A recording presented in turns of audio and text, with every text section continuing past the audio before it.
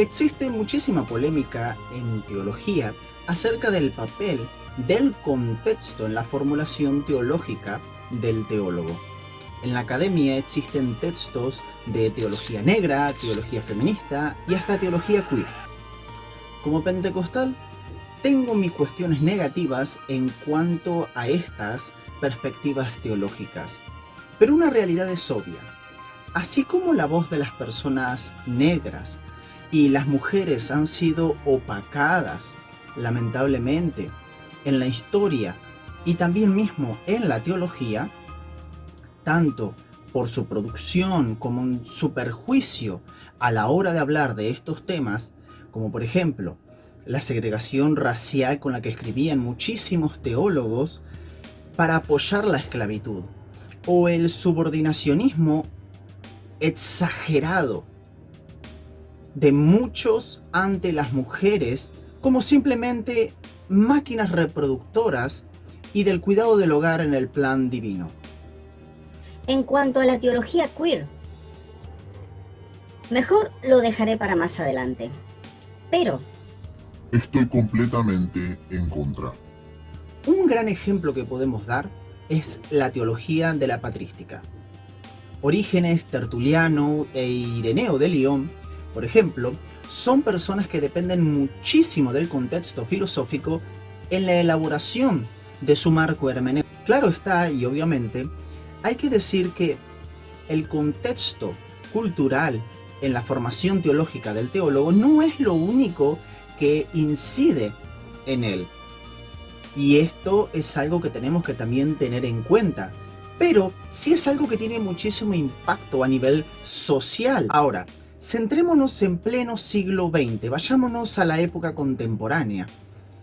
El pentecostalismo nace específicamente en el contexto norteamericano.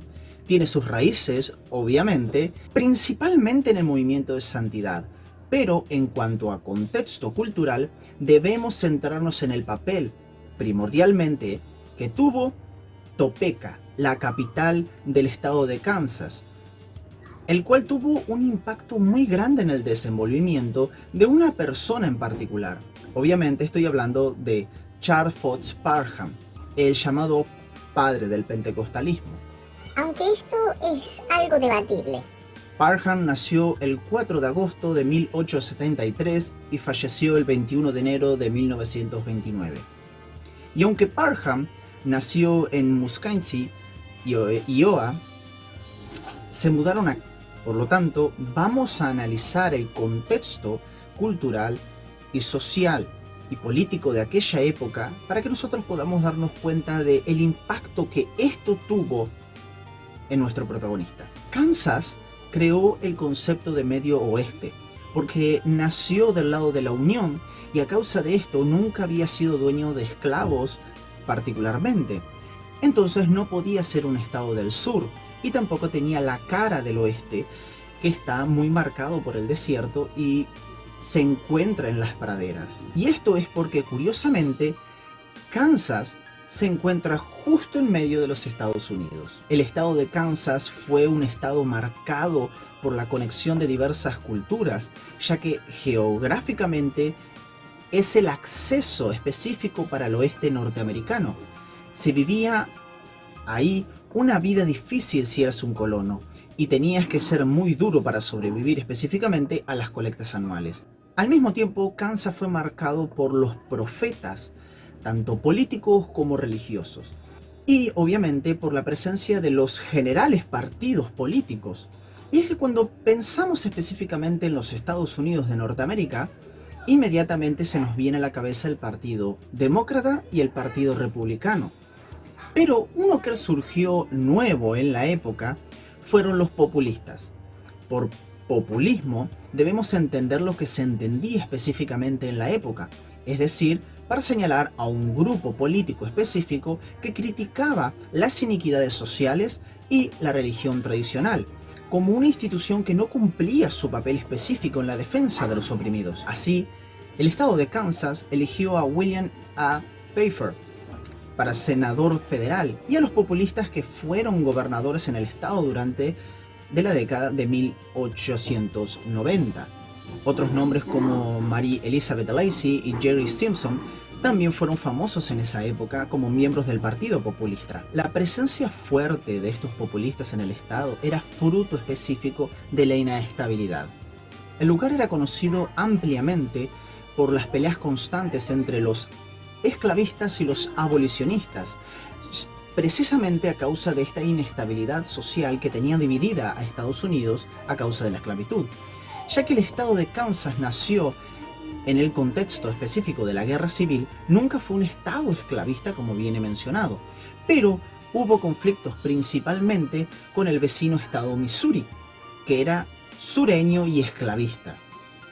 Hubo una guerra fronteriza entre los dos estados que incluso dividió a Kansas City. Hoy la mayor parte de la ciudad está en Missouri. Los habitantes de Kansas que lucharon por el fin de la esclavitud eran conocidos como Hawkins, una especie de pájaro carpintero.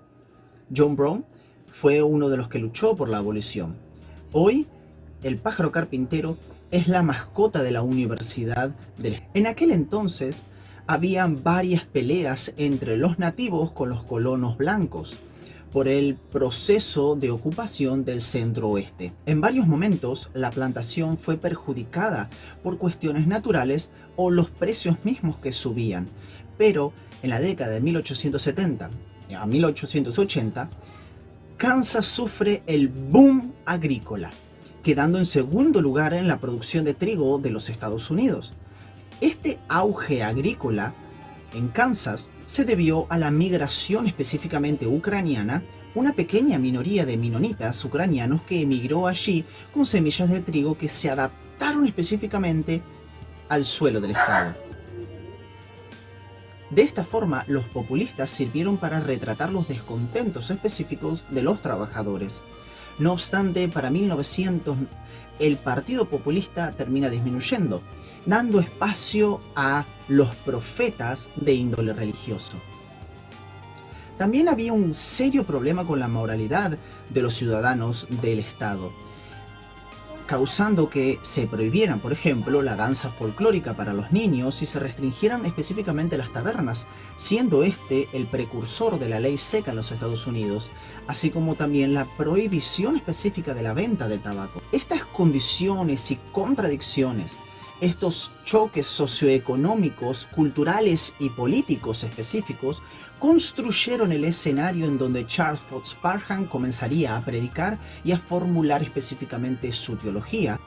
Bajo este contexto en particular nace el pentecostalismo. Ahora, hablemos un poco de Parham.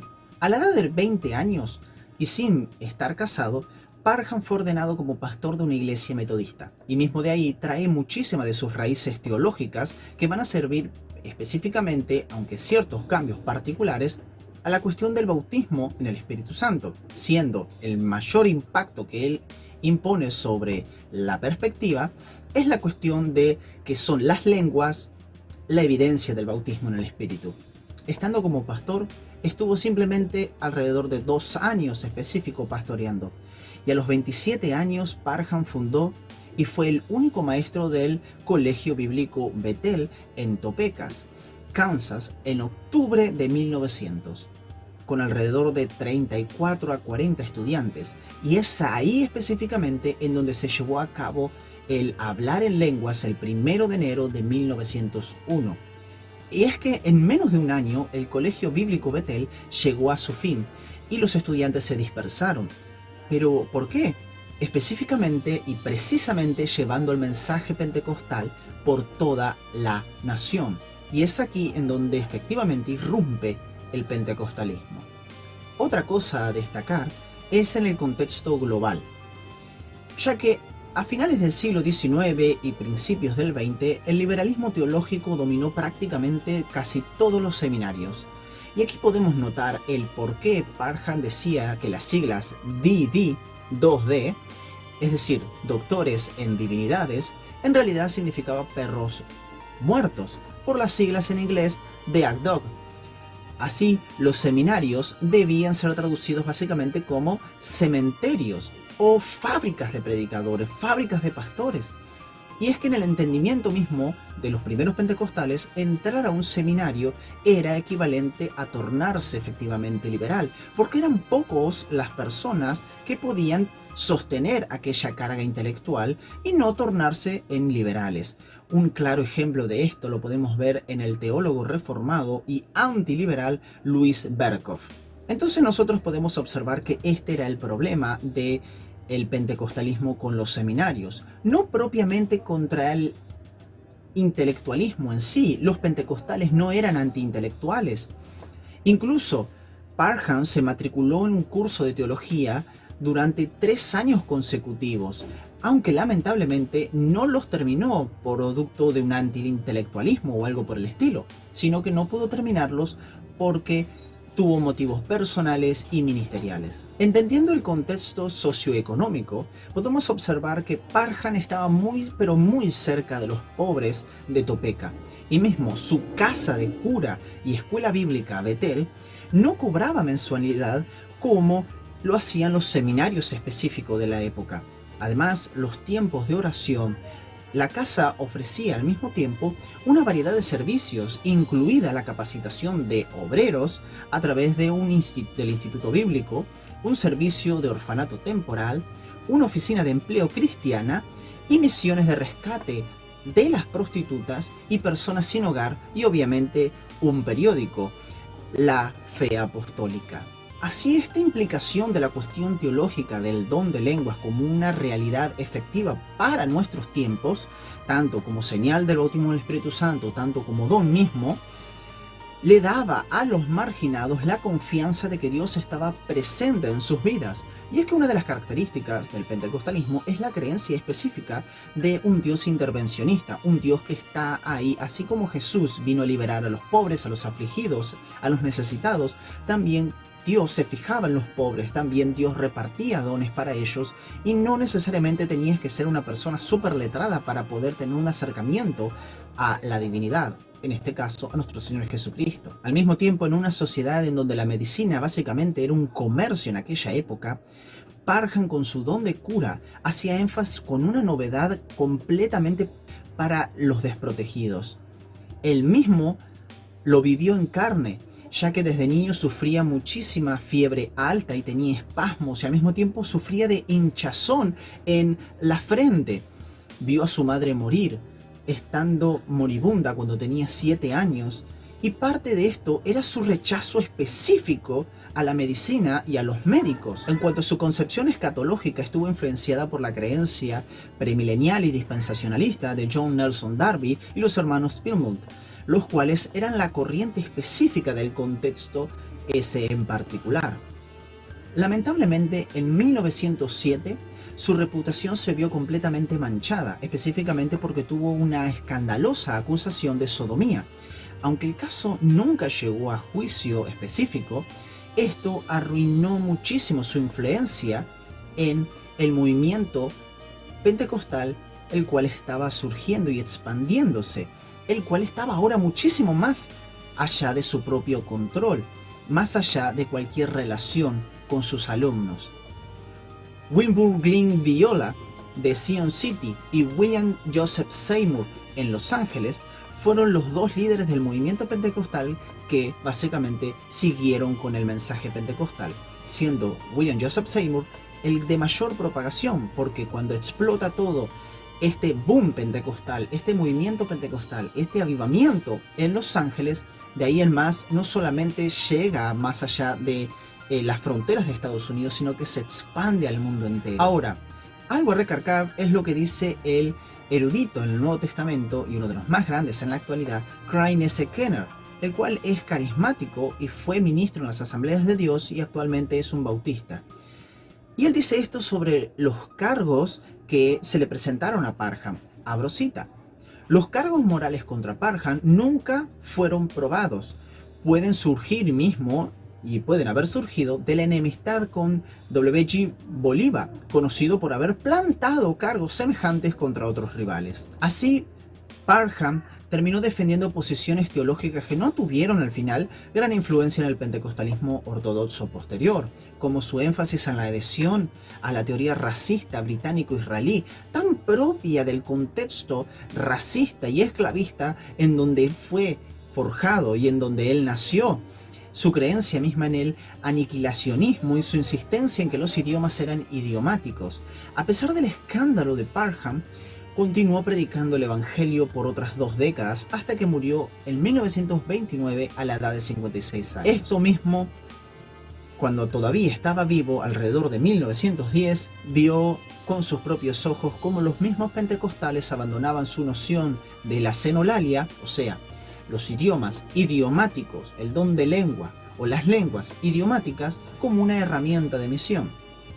Y es que ya se venía perfilando mismo desde Azusa la perspectiva de glosolalia como la posición mayoritaria entre los pentecostales, aunque actualmente el movimiento pentecostal cree en ambas lenguas. Total, todo queda en la soberanía de Dios. De esta forma podemos observar cómo es que el contexto sociocultural jugó un papel muy importante en la vida y formulación teológica, además de las raíces teológicas de las cuales él venía ya siendo un pastor metodista y anclado bien toda la cuestión de las raíces del pentecostalismo, el movimiento de la santidad. Podemos observar cuán impacto tuvo este contexto en la vida de nuestro protagonista. Al mismo tiempo, Parham tuvo un papel muy fundamental en el punto de vista de que las lenguas eran efectivamente la evidencia del bautismo con el Espíritu Santo. Pero el énfasis mayor del movimiento en las misiones empoderadas del Espíritu le pertenecía a la corriente radical del evangelicalismo en el cual surgió. Su rápido crecimiento entre las iglesias de santidad también alcanza y es alcanzado mismo por su búsqueda de una amplitud muchísimo más amplia del derramamiento espiritual en la época. Por lo tanto, podemos observar que el contexto en la formulación teológica importa muchísimo. Nos vemos efectivamente en el próximo video y tengo pendiente muy específicamente el próximo video, el cual será sobre el pentecostalismo y el liberalismo. ¿Pueden unirse? ¿Puede ser un pentecostal liberal o algo por el estilo? Difícil, pero vamos a abordarlo. Y al mismo tiempo vamos a poder sacar algo de jugo sobre qué nos puede ofrecer el liberalismo teológico a los pentecostales, sin salirnos mismo de la ortodoxia. Nos vemos en el próximo video si Dios quiere, y recuerden que Jesús salva, cura, bautiza con su Espíritu Santo y está pronto por regresar. Dios los bendiga.